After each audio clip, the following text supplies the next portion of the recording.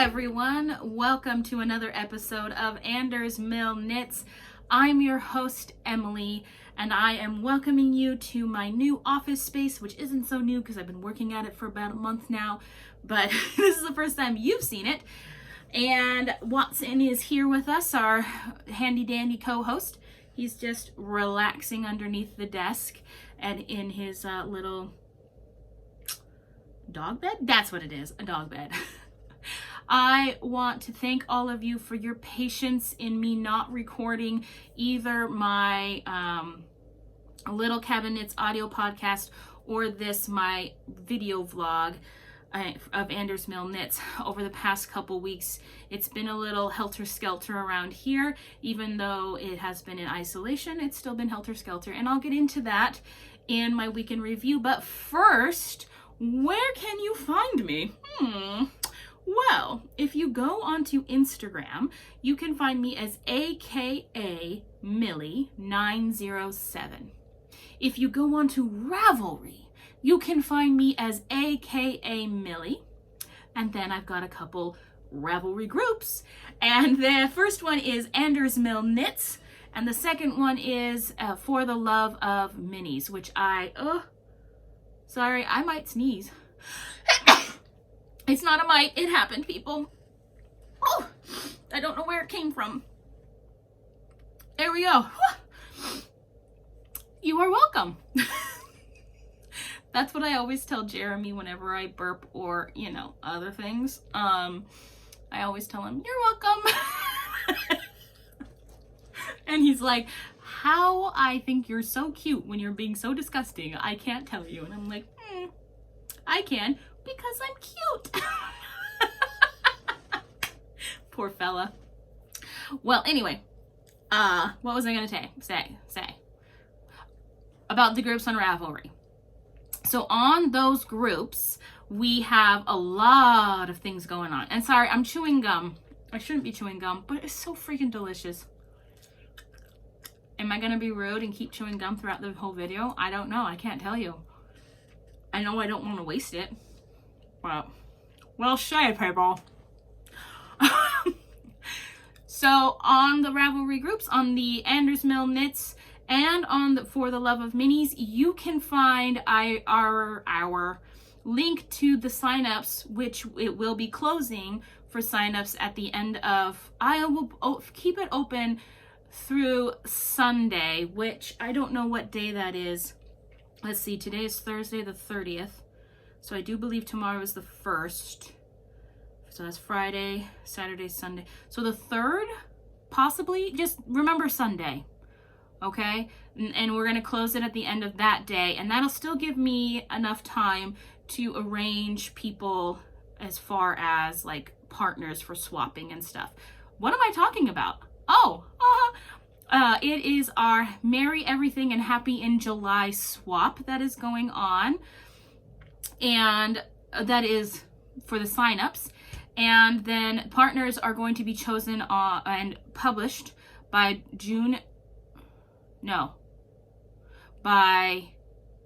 May 15th. And then you have until June 15th to mail everything out. I think those dates are correct. But anyway, you need to fill out a Google sign-up form in order to participate in this. And I'm going to try and put the link to that Google form in the description below. But also, it is always found on our Ravelry groups, which I always include in the description below. I always include the links to those things. Which sometimes the links in my descriptions come up as actual links, and other times they just come up as jumbled letters. So if it comes up as jumbled letters, just copy and paste into your search engine, and it should come up. So there is that. And then we have our not so isolated cow going on, which I am super excited to talk about because this week I have finally figured out one of the prizes for that. We do have some prizes being very graciously gifted to us by the Crazy Sock Lady and by our friend. Hold on. Oh my gosh, Stephanie, I can't remember your freaking online name all of a sudden, because now all I can think of is Knitting Samurai. I can't remember your new podcast name. That's really bad. I'll put it down here. But for years, she's been known as the Knitting Samurai, and she had her own podcast under that name. But then Stephanie started doing things like project bags and stitch markers, which I have some to show you. And so she has graciously offered a prize for that. I still need to nail that down with her because it's my fault, people. I have been incommunicado. And again, we're going to talk about that in a week's of review stuff. But for my end of things, I do have our sweater prize picked out from my stash, and it is a doozy. Are you ready for this? Hold on, let me just gather them all up. Oh my gosh, they're so freaking soft. Look at this. Oh, I'm so happy about this. I have been saving this. It's the Debbie Bliss. Jeremy, you're being loud. He doesn't care, people. He doesn't care at all that I'm recording. He's being loud. The Falkland Aran Weight, Debbie Bliss. This is the color Blossom 16 Dye Lot 11999. There are 100 grams in each skein, and I've got 8 skeins here, and this is made out of 100% wool. I'm just saying that, like, this is special magic wool, because when I looked at this in my stash, I was like, this has to have cashmere in it. And then I secretly thought to myself, I don't know if I can give up something that has cashmere in it.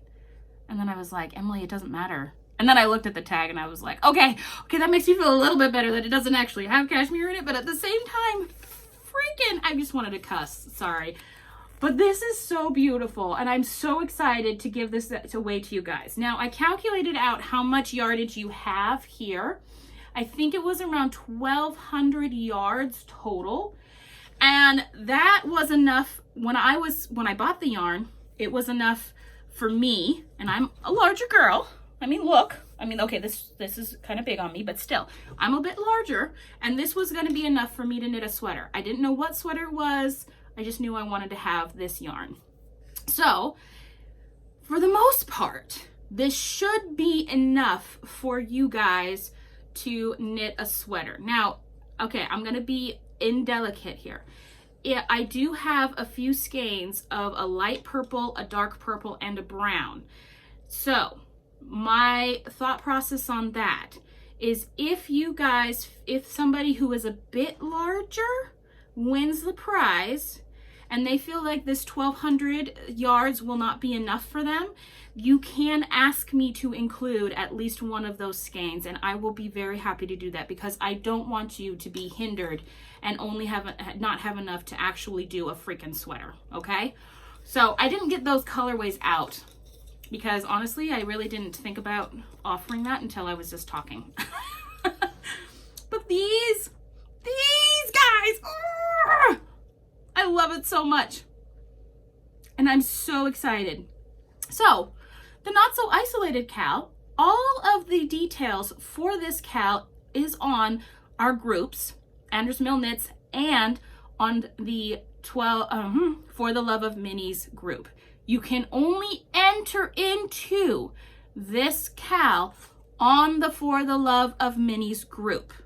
You also can only have one post in one of the threads, okay? You are going to be continuously updating that single post with every project that you finish until August. And I think I said till August 31st. I think that's what I said. I am a little bit out of practice because it's been about 3 weeks since I recorded, and I'm going off of my memory, which you and I know ain't always great. But this is the big grand prize. And I was thinking I might have a second grand prize from my Knit Picks collection of Sweaters Quantity. And I have this one package of yarn that I had gotten It's not actually for sweaters, at least that's not what I bought it for. I bought it to make a blanket, but I thought how amazing it would be for all of you guys. So excuse me, I'm gonna go grab that really quick. So just enjoy the background and Emily shuffling around while I do this. Okay. Oh. And our co-host wanted to leave, so he's gone. Okay. So, I'm going to give a second prize. It's going to be this. Now this is Brava Sport, and it is 100% premium acrylic, 273 yards per 100 grams. And let's see, what colorway are we? Coral. That is pretty dang accurate, right? That colorway right there. And there is 1, 2, 3. So there's 8 skeins of this. So let's see, 273. Oh my gosh, I can't do that math.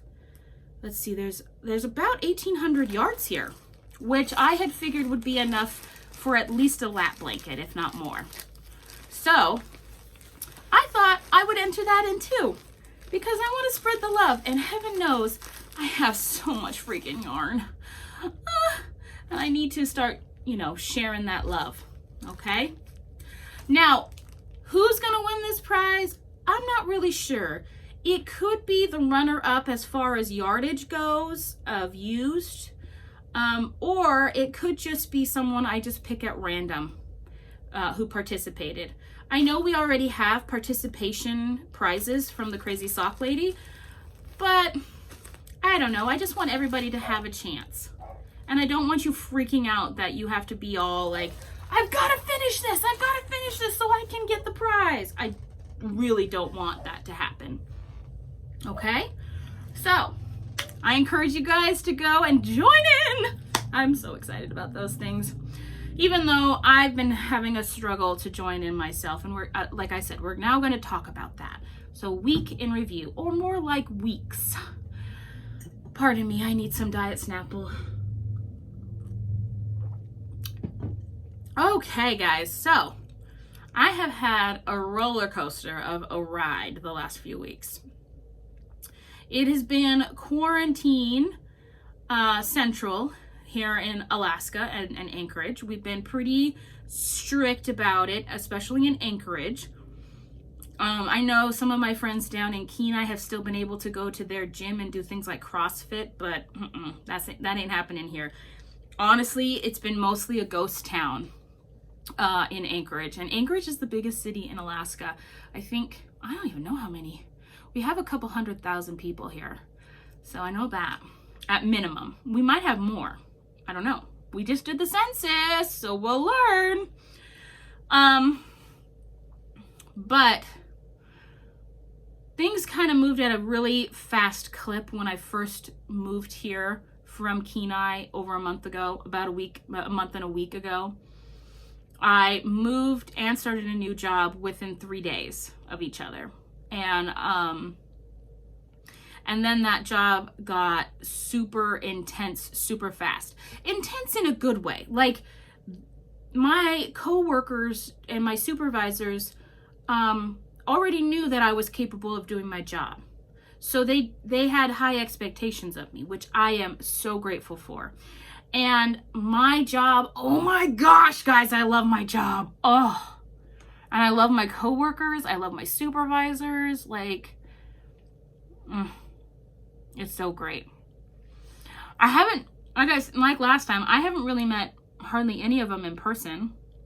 And I don't know when we will be meeting in person, because even though the quarantine stuff is starting to lift here in Anchorage, our CEO of our company has decided that we're going to take things extra slow so that we don't contribute to the pandemic. And because of the nature of what I do, being in very close proximity to my clients, as we're having an individual counseling session, and then also with groups, I'm given to understand that the rooms in which we have groups are not conducive to people being spread out like we need to in order to keep that social distancing thing going on. So we're mainly doing things via Zoom. Actually, not mainly, we are doing things via Zoom, which has been great. I have had amazing attendance from my clients and in the groups that I've done. And people, if things can be a little clunky trying to get people to engage and feel free to talk and volunteer information in a group setting via Zoom. And that's mainly because there's this awkwardness that naturally comes with it. Like, you don't want to speak over somebody else. You want to be respectful of other people. And so what ends up happening is there's a couple awkward silences. I did 12 hours of work yesterday, which I was super happy to do because one of my coworkers started to get ill and, had to go get tested and everything like that. And so I stepped in and did their evening 3-hour group session as well. And so it was just so freaking fun. I had such a wonderful day. I had a 3-hour group in the morning. I saw 5 clients during the day, and then I also had the 3-hour group at night. And yes, that is a 12.5-hour shift, and I had lots and lots of interaction, and I was expending lots of energy to engage my clients and to provide psychoeducation and things like that with them as needed. And I just was so jazzed through it all. And then I got done at 8:30, came out of my office, went and ate a little snack, laid down on the couch, and by, I think, 9:15, I was asleep on the couch. And Jeremy had to wake me up to get me to come to bed at 11. I don't even know how I got to bed at that point. But I woke up pretty refreshed this morning and ready to get back at it, because these are the things that really fill me with joy and energy. I am a person that loves that group setting because I feel like so much more is processed, so much more information is provided from all walks of life, so much more validation is given and received. And because people just see that there are other people in the same boat as them, they are not so isolated, they are not so alone in their traumas and their pain. And it's just so wonderful. I just absolutely love it. I could go on and on and on about this, but I won't. But, so, a lot of things happen. A lot of expectations, a lot of studying, a lot of, doing certifications and working on things. And then all of a sudden, I just got hit something fierce with some kind of virus. And I don't know what it is.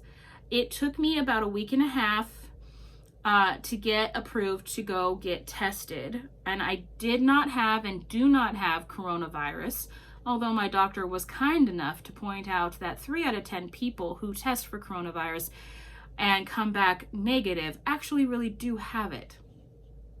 So, and she's like, and you had all the symptoms. So I was like, great, this is wonderful. So 2 weeks of that, it was a really big challenge. I would feel fine, and then all of a sudden I would be hit by a semi-truck of body aches, headaches, sore throat, stomach upset, obviously, some coughing. Not a great deal of it, honestly. I wasn't like other people who were like coughing up blood. And then all energy would be sapped from me. And I couldn't even think. And then the next day, again, I would feel a little bit fine. And then by the middle of the day, things would just go downhill pretty dang rapidly. And I would just be left in that same boat again. It was super frustrating and impossible for me to do my job. And my job was so lovely. They allowed me to take the national emergency leave, so it didn't have any bearing on my employment status or taking any sick leave from my actual job or anything. And so that was awesome. I had to fill out a little bit of paperwork. I'm talking a minimal amount of paperwork on my end, and I was able to get that. And that was such a blessing. And so it was just really difficult for me to do anything except for lay on the couch. And I tried knitting a bit, and you'll see that I did do some, But the main thing is that I just really struggled to be able to do the motion of knitting. Like, it wasn't even just that I was having a hard time holding the needles. I was having a hard time comprehending the process of getting the needle into the stitch and wrapping it and bringing it back out, you know, and it was just really frustrating to me. I couldn't read. I had a really hard time being able to watch anything because it would give me headaches even with my glasses on. So it was just a really, really bummer of a couple weeks. And then I got better. And so about Friday of last week, I was back full time. And so today has been a full week of actual being back full time. And I've had to like just bust a gut getting things done at work. And so that's meant that I haven't had a lot of energy to do other things as well. On top of that, I started noticing a pain. Okay, so I've always had this pain in my arm from knitting, and I would do this weird motion where I would, you know, do this and my elbow would pop, and I would do that to relieve the tension, the pressure, the pain that I would have in this arm. And I always thought it was mainly from my shoulder on down, and maybe like I had carpal tunnel or something like that. I don't know. But then once I'd rested a little bit during this sickness, I started noticing that no, my pain was more in my back and the muscle underneath and to the side.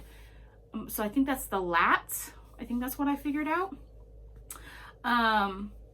That's where my pain was coming from. And so one night I asked Jeremy to just massage that area, and I'm telling you guys, he massaged this one area and there was this huge release. I actually felt lightheaded and my ears started ringing a little bit, not in a bad way, in a very positive way. And all of a sudden I could feel my shoulders coming down. And I was like, oh, that's such a relief. There was still pain, but it wasn't as intense as it's been for the last couple years. So then I started doing some research and I was like, oh, I don't know, do I have a tear in my lat? What's going on? And the recommendation for that was to rest it and ice it and use ibuprofen to bring down the swelling. And it said to rest it for up to 5 days, and that should heal it. So I made the very difficult decision to not knit for 5 days. That was last Thursday that I made that decision. So now we're looking at 7 days. I've been doing that religiously, icing it, stretching, moving myself around and stuff. I've been doing that religiously for 5 days, or 6 days actually, because yesterday I tried knitting a little bit on one of the socks that I'm working on. I got through one round and I immediately started feeling that pain coming back, like immediately. And I was so frustrated. So I posted on Instagram my frustration, and I posted the sock that I was working on, and you guys had such good feedback and information. I was able to find a YouTube video that I will also link down below. It's from Alpaca Direct, in which they provided actual really good stretches for those of us that are knitting. And the one thing that I really took away, I knew most of the stretches that they were doing, but the one thing that I really took away is that the trainer that was telling us about it was saying that you need to hold these stretches for 60 seconds. And what I've been doing during this whole thing is I've been holding it and just kind of moving like this. And so maybe about 10-15 seconds of holding it, and then I would stop and I'd move on to another stretch. I don't think that was doing much. It was doing something, but it wasn't doing much. And so since Wednesday or Tuesday, whichever day that was, I've been doing the same stretches, but I've been holding it for 60 seconds. And the change in that has really led me to get over that hump. Now, that last little hump that I feel I've been having. Now, I'm going to say this, though. I haven't knit anything since that trial run a few days ago. And so I'm going to try it again at some point today and see how it works. But what I'm going to do is I'm going to do my stretches first, and then I'm going to try knitting, and I'm going to focus on how, well, actually, I think I'll just knit normally today and see how I interact and just kind of notice how I knit normally. I know I knit differently from other people, and that's fine. But I'm just going to see if the stretching helps.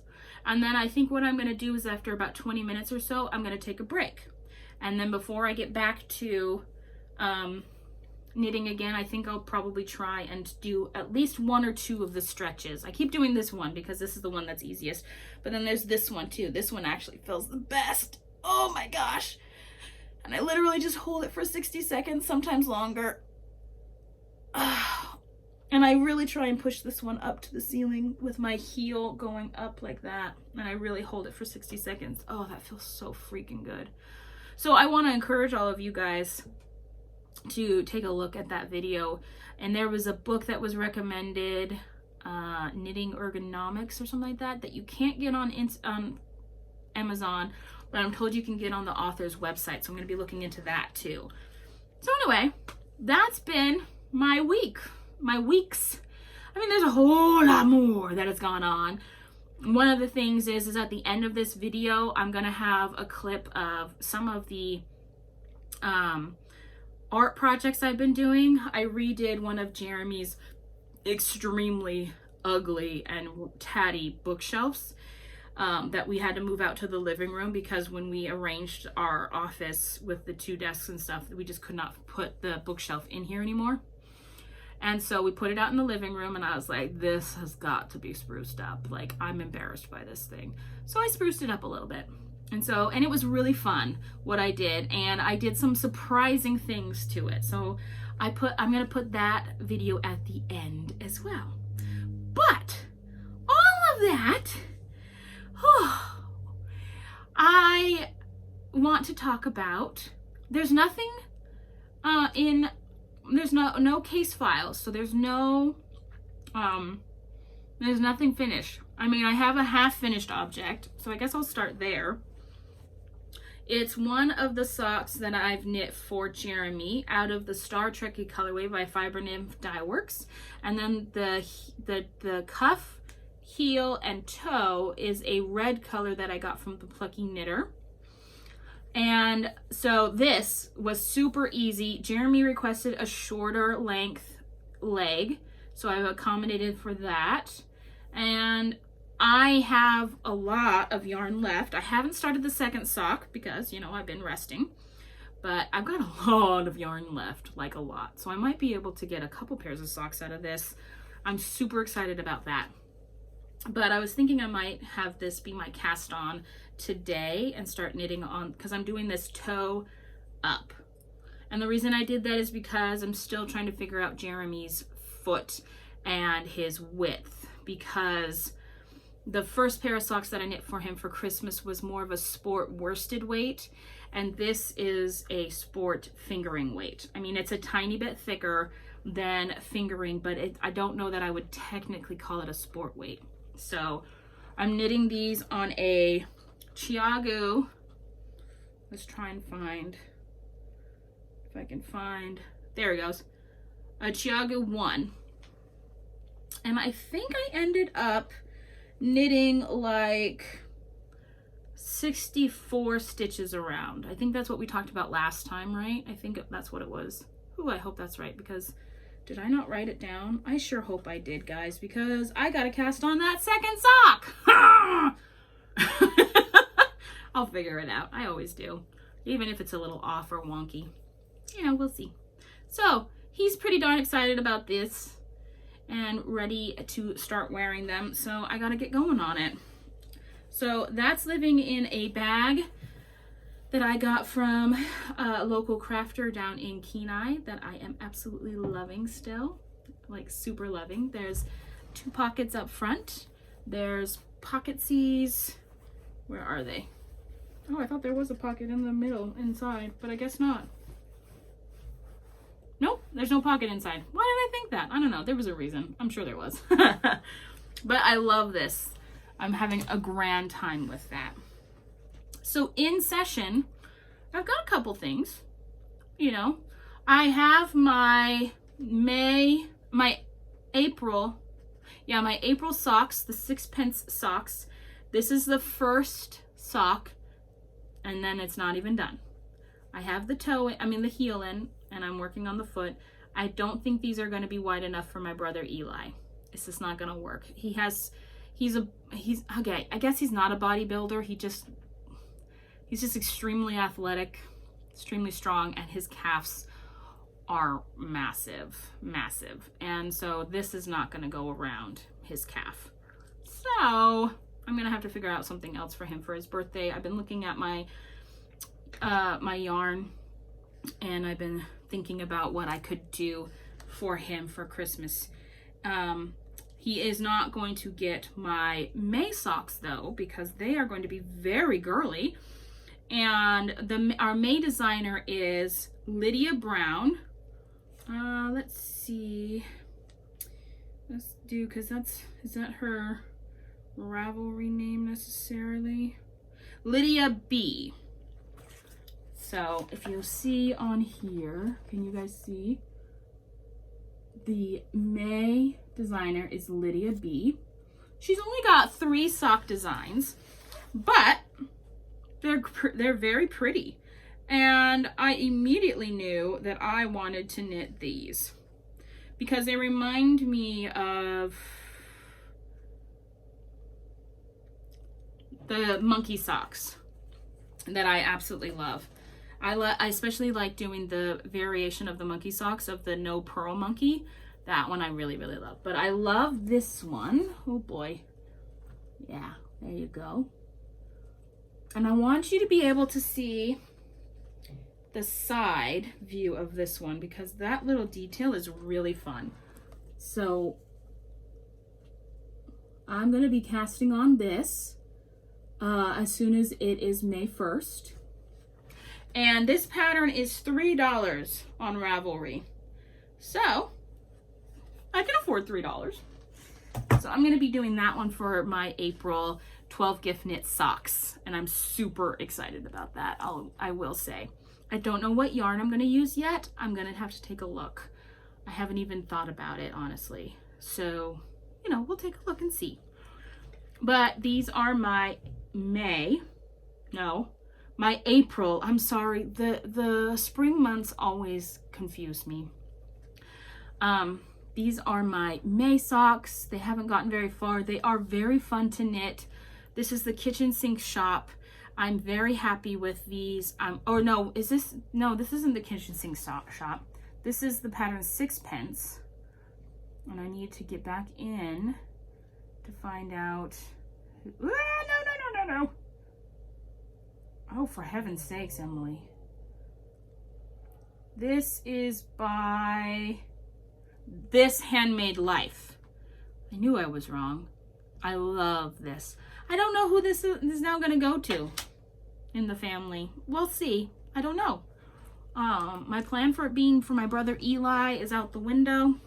Maybe that pattern will suit another sock that I have, but more the socks the yarn that I'm thinking of kind of lends itself more to being plain knit socks, and so that might be what goes on. So there you go. There's that. So the other thing I have been working on is my Once in Floral sweater, and I've been working on the body. So this is where I was last time, right there. And so I've gotten about 4 to 5 more inches. I think it's a little bit more than that. And I measured this sweater because I really liked the length of this sweatshirt on me. And what I noticed is the total length was 17 inches underarm to the hem. And in the pattern, it says to knit 17 inches of the body before doing the hem ribbing. And so, you know what? I'm like, I think I'm just going to go with the 17 inches body and then do the hem just like it says in the pattern. I wanted to know because this pattern was originally designed for men, and so I was thinking that their torso might be a bit longer, and so I was like, okay, I just want to double check that what I need to do is in alignment with the pattern. But I love this sweater. But it is causing me a lot of hand and arm pain. So I had to finally put it down. So there you go. This is being knit out of my silky wool by Elspeth Lavold. I've got lots of this yarn, various colors. I've definitely got at least 2 sweaters quantities of this. Both of the sweaters are on the needles. I just haven't worked on the other sweater. I love this yarn. It makes me so happy. Then, since you and I gathered this last time, I cast on a blanket. I cast on the northeasterly blanket. So let me get that pattern up so you guys can see a picture of it. It was super popular on Ravelry a while back. And I, of course, bought it at that time. I might have bought it on sale. I'm not sure. But I really, oh boy, that was weird. I really, really loved this blanket. The chevrons, the different colors, the minis and things like that. Now, in the pattern, she gives the recommendation of, you know, like how to do those short stripes and things like that. And I just thought to myself, heck no, am I going to have that many ends to weave in. So what I did instead is I grabbed out my huge collection of Row 1 monthly subscriptions of minis. And I just picked out a mini and I said, I'm just going to knit it till there's no more. So that's what I did, and I got from that this length, and I am totally fine with that. This length. And I measured how long I wanted it to be, and I still put this first column on waste yarn just in case I wanted to elongate it. And then I picked out a different color, a different dyer for the second row. So let's go through first off this first row. I started with, this whole row is Old Soul Fiber Company.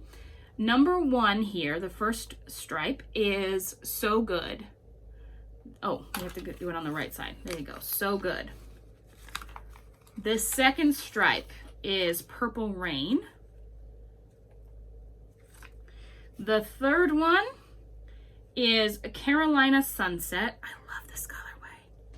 I love it. The fourth one is Higa, and oh my gosh, I think I might need a sweater's quantity out of this. Can you guys see the beautifulness? This one is very subtle, and with being in garter, the colorways are even more, the colors in the colorway are even more subtle. But then I absolutely love this next one, which is called Juliana. I also like, oh my gosh, I love this one so much. I think maybe a shawl out of this one, but I'm gonna be so poor, guys, because I'm loving everything I'm knitting. And I really liked how this last color went with Juliana. This one's called Birch Fiber. And so, like I said, all of this first row was from Old Soul Fiber Company. And I don't know if you can get all of these colors on her website, but one would hope. Then the second row I started, and what I decided to do, and I just grabbed another one of my bags. I didn't look inside to see who the colorway, who the designer was, or the dyer was, or what the colorways were. I just grabbed one of my bags and was just like, yeah, I'm gonna love it. I know I am. And I was right. I found this colorway. This is Lichen and Lace. And the first colorway is called Amber. And I wanted to show you that so you could see the spelling of lichen. Can you guys see that? I hope so. And so this first color is called Amber. And that's that color. Oh, it's so good. And I really liked how it went with the first color of So Good from Old Soul Fiber Company. And so what I'm gonna do with this one is I decided that I'm not gonna have it be the same length as this first one. I wanna break things up. So I think I'm gonna knit, I don't know if I'm gonna knit 1/3 or 2/3 and then switch to a new color, and so that the stripes will be off centered, and I'm just going to do that throughout the blanket. And so I am still doing the offness, but I'm doing a lot longer of the color shades. So my first row of yarn has all been woven in too, because, you know, I need to do that. I am knitting these on a Chiagu lace, red lace, in the size, I think it's 3. Yep, it's a size 3 needle. Now, you can do this blanket in fingering weight or worsted weight. And she gives you suggestions for doing it in regular worsted yarn or in holding it double. She gives lots of variations, lots of tips, lots of suggestions to go to YouTube for tutorials on this. And she, like, this designer is really great about that. And I am keeping track of everything I do by just taping on my colorways and where they positioned on my blanket by in this method. You know, just on paper that I have stacked around. And this is living in my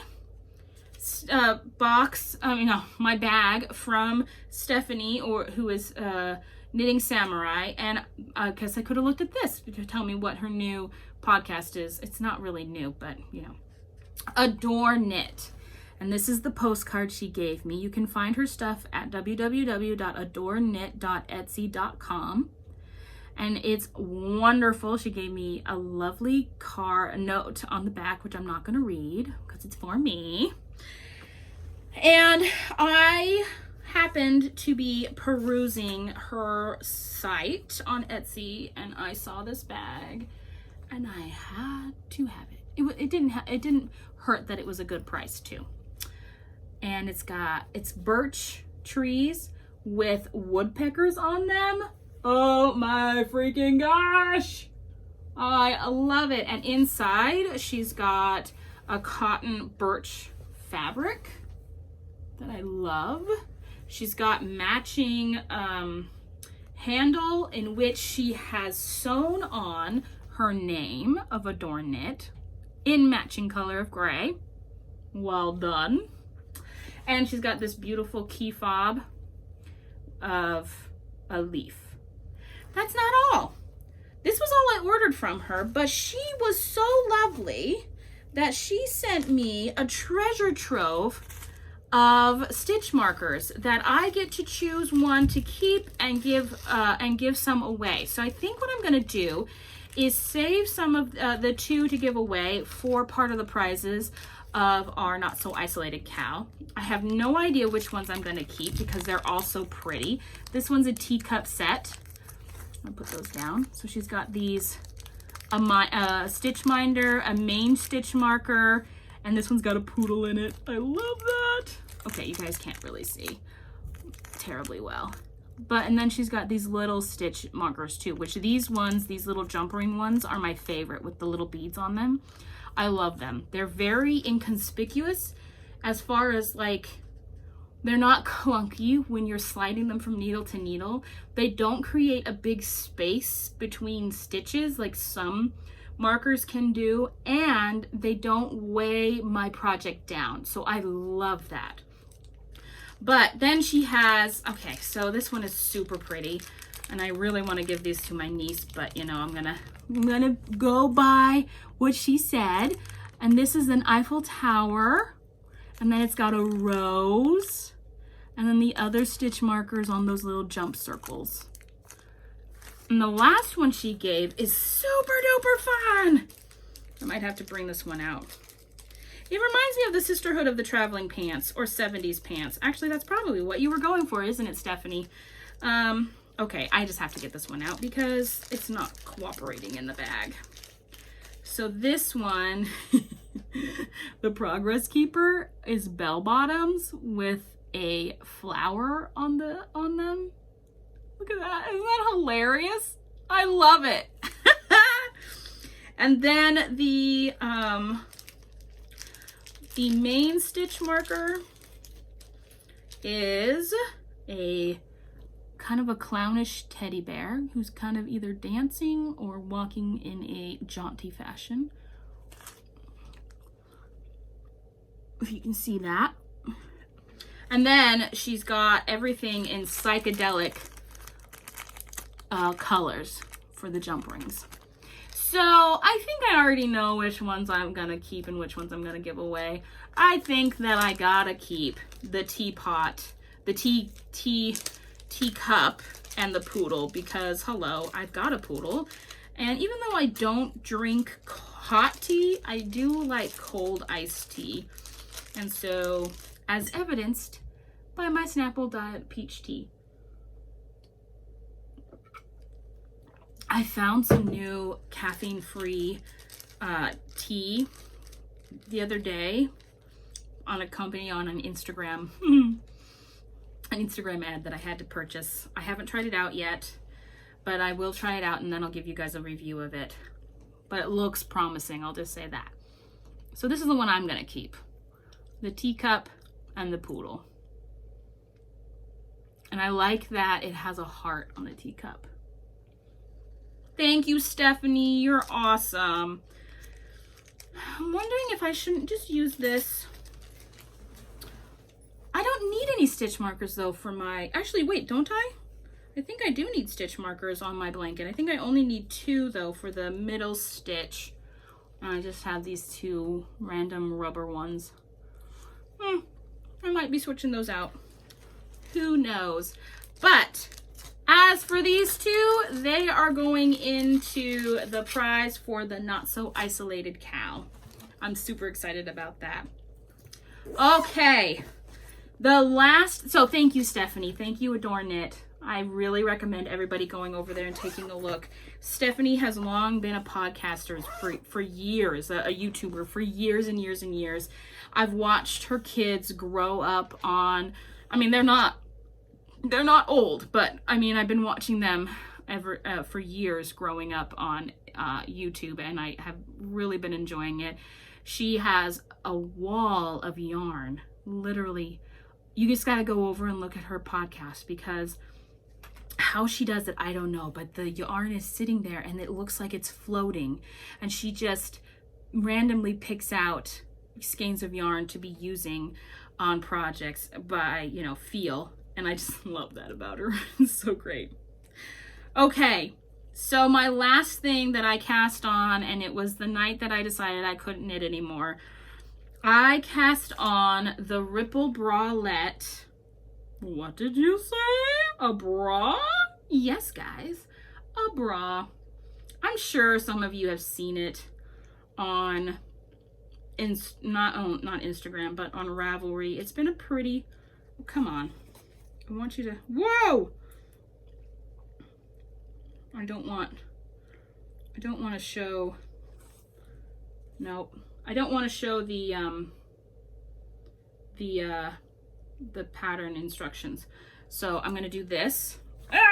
This is the cover art on the pattern, and that's the Ripple Bralette.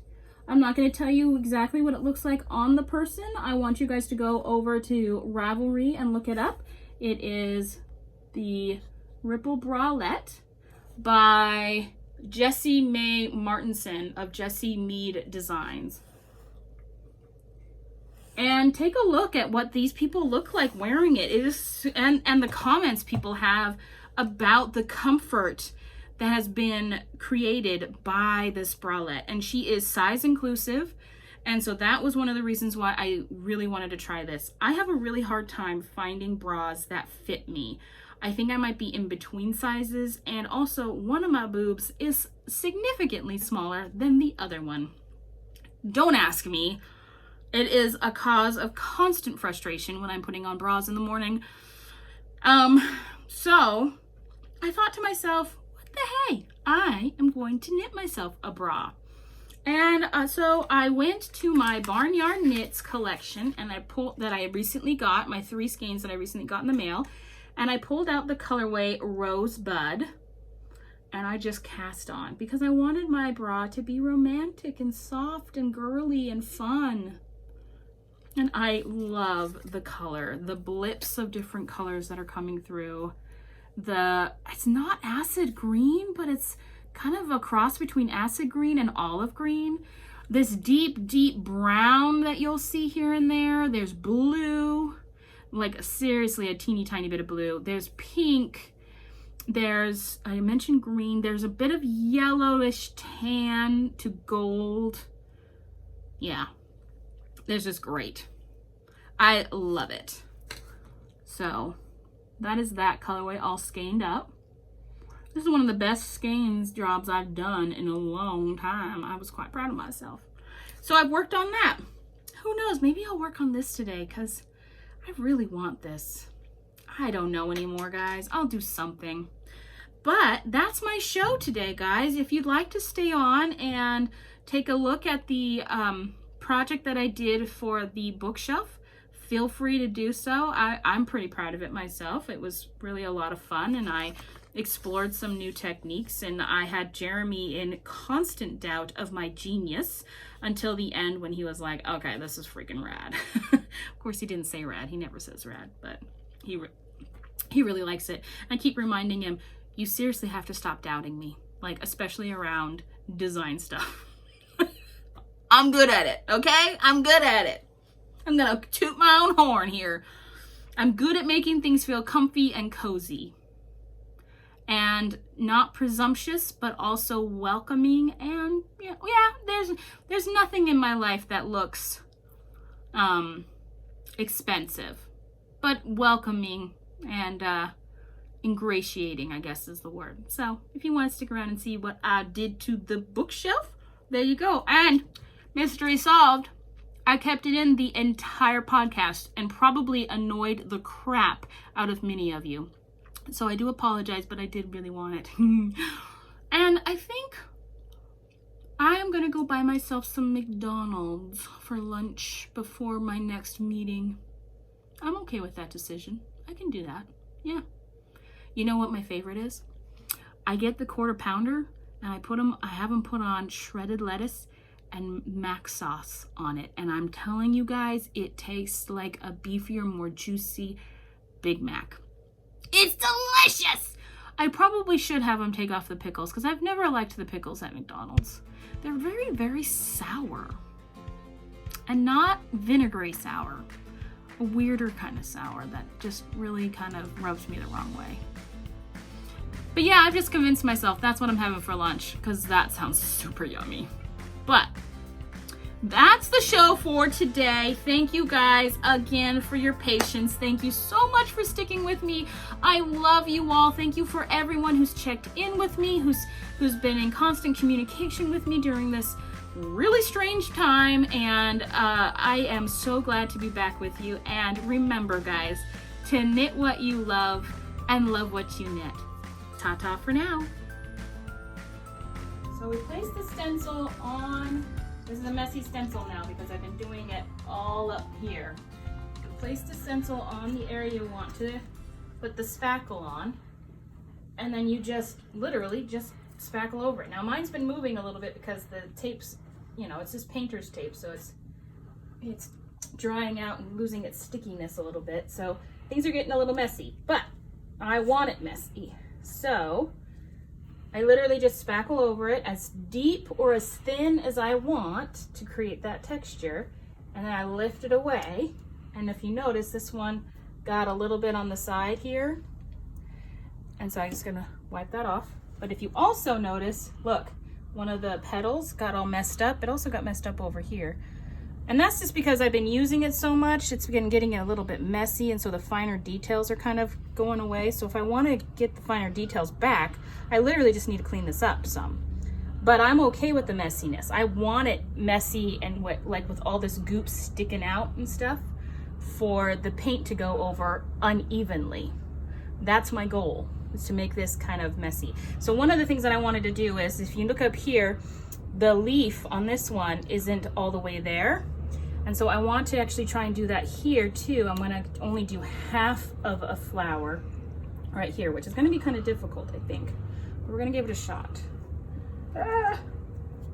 It's a moving on me. Okay, let's see. Looks like I might have gotten at this. Now, if you notice, this is going really fast. Like, it doesn't take very long to do it. See? There you go. Half a flower. So I'm just going to finish up the rest of this side, and then I'll come back when it's all dry. When it turns white, it's all dry, and I get to paint. And I'll show you how we're going to do that with chalk paint. Okay, guys. So it's almost dry. See how there's some pink going on? Yeah, let's turn on some of this light here. But it's almost dry. Jeremy's much happier with it not being pink. I think Go he pink. Was, yeah, I think he was a little worried. So if we back up some, so that's just the side. Now the front is still gonna be kind of ugly because I bought chalk paint. The house is really a mess. I bought some Serenity Blue chalk paint, so that's the color. That's gonna be going on the bookshelf.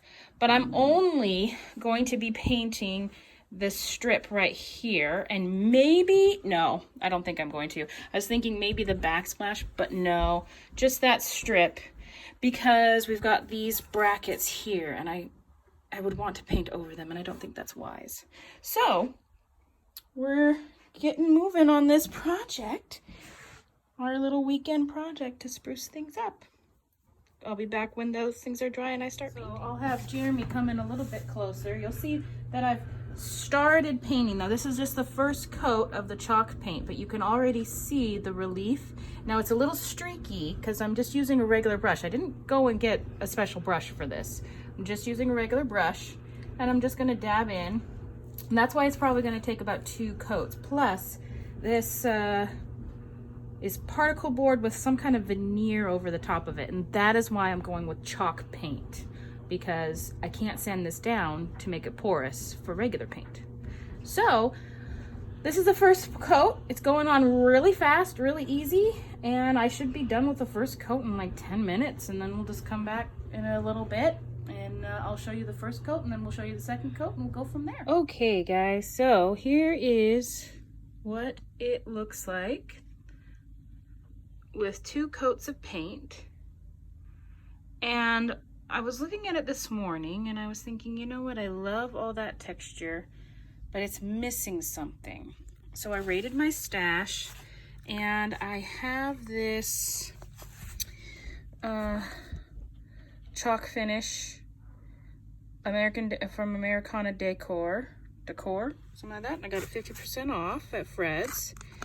It's a little iffy on the inside. It's really, really thick. See how it's glopping up there? I shook it really, really well just now for like 5 minutes, but it's still glopping up. But really, I'm just like, I just need a little bit. So what I'm gonna do is I'm gonna dry brush some of it on using some paper towels. Now, I've never done this before. I've seen it done by other people, but I have never done it. My upstairs neighbors are moving, so they're cleaning up. So, okay, well, I got a little bit on. Got a little bit on there. So let's just see. Let's see here. Yeah, that looks pretty good. Just doing a little on the edges. Okay, get some more on there. Just, yeah, that was a little thick there, but oh well, you know, it'll look good. And then I'll just keep going along. So it's gonna, so maybe I can, oops, I got some on my hand now. So that's a little thick, but what I'm thinking is I'll come back and just wipe some off.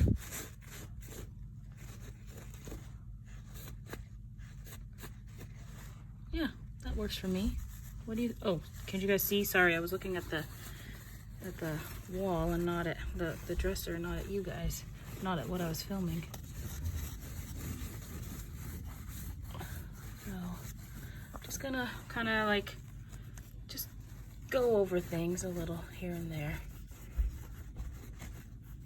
Take some of the white off as well. Okay, so now let's go back over here and take that off. Let's go down here and take some of that off. Oh, this dries fast. That's good, because we have to do our top coat. Okay, I'm just gonna keep working up. My wall. So that's what that side looks like, and that's what looks like without it. Without it, with it. Without it, with it. So yeah, I'll show you guys what it looks like when it's all done and when I'm ready to put on my finish coat. Alrighty, so I went and decided that I didn't just want the white on the flowers, but that I wanted to do some striations, or whatever you want to call it, to the rest of it. From close up like this, it just looks a mess, but from far away, Jeremy and I both agreed it looks pretty darn good. So my last step that I have to use is the wax for to seal everything in with the chalk paint. So what I did was, you notice this down here, this is a fabric kind of drop cloth. So I just ripped off, cut off a little bit of the end, then I ripped that into fourths, and I'm going to use this to apply the wax because you need a lint-free rag or a dry bristle brush. So the brush I was using for, natural brush anyway, brush I was using for applying the paint is not going to work for this. So put that aside. So really quick though, I want to run through all the steps that I've done so far. So the first thing I did was cleaned this ratty old bookshelf that Jeremy had stored. And because, you know, it's just not in the budget to go out and buy a new one right now. But what was in the budget was to use what we had on hand and to supplement it. So I used some dry decks spackling. This is usually used for things like filling in holes on your walls with drywall and things like that. And we needed some of this anyway because we have a few things we need to touch up around the house. So got that. And you notice that it's, and then I used a stencil and I applied with a trowel, I think is what it's called, the flowers, and I put it on nice and thick and deep. And then I came back and I used my Rust-Oleum chalked paint in the Serenity Blue. I used 2 coats to paint over that, and then I also did the outside edges of the front in it, 2 coats.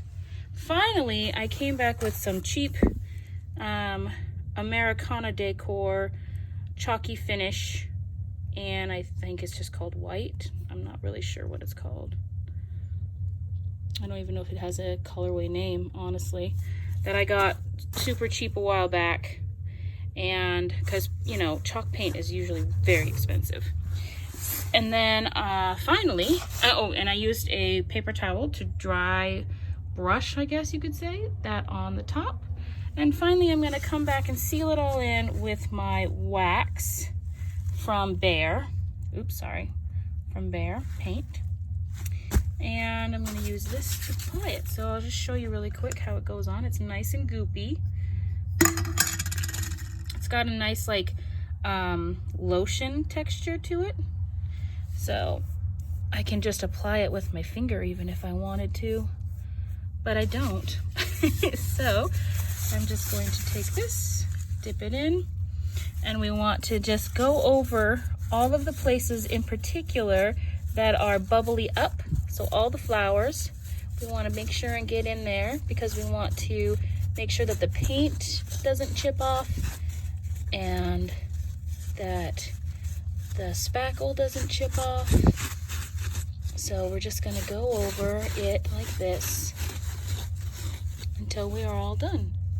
I don't know if this is going to work though. This seems to be getting kind of rough. So I might have to come up with a different solution here. I think it would work fine if I didn't have all of these ridges going on with my flowers petals. So I might have to use my finger a bit, which I don't really want to use because I'm also really nervous that that will take off some of the spackling. But we shall see. I'm gonna have to experiment a little bit. There you go.